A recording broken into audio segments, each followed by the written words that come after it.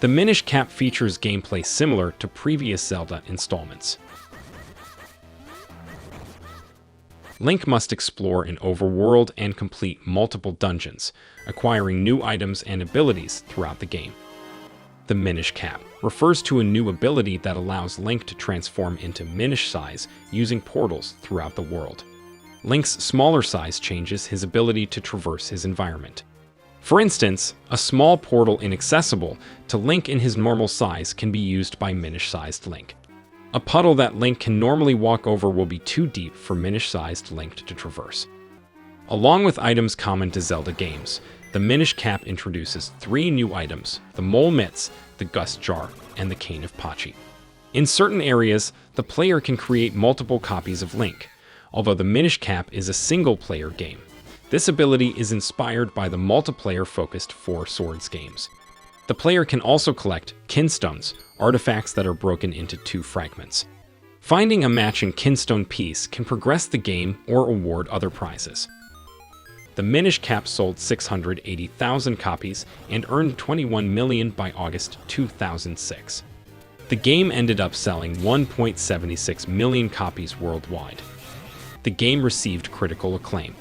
IGN praised the game for continuing the legacy of the successful series, while GameSpot also praised the game for this aspect, saying classic Zelda gameplay and flavor will please fans. The graphical style especially, which continues the whimsical style of Wind Waker, was welcomed by most reviewers. The music of the game was commended by most sites.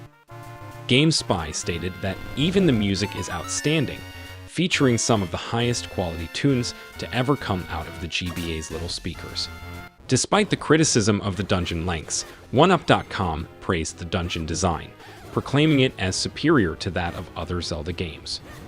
The main criticism of the game among reviewers is the length of the game. Eurogamer says that it's too short, while RP Gamer state that the typical player can fly through the game's 6 relatively short dungeons in about 10 hours. There are also various other complaints from reviewers. IGN claims that the kinstone system is overly repetitive. Nintendo World Report criticizes the game's visuals on a Game Boy player, and RP Gamer details the game's low difficulty level as a disadvantage.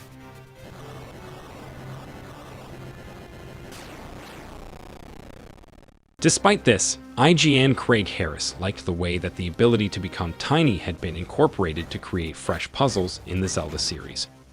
He continued to comment that it's an idea that's so well conceived that I'd love to see worked in the series' 3D designs somewhere down the line. GameSpot labeled it as the Game Boy Advance game we remember the most. In March 2007, the game was ranked as the 20th best Game Boy Advance game by IGN. In the acknowledgement, IGN commented that the inclusion of the ability to shrink and grow was explored to some really good results.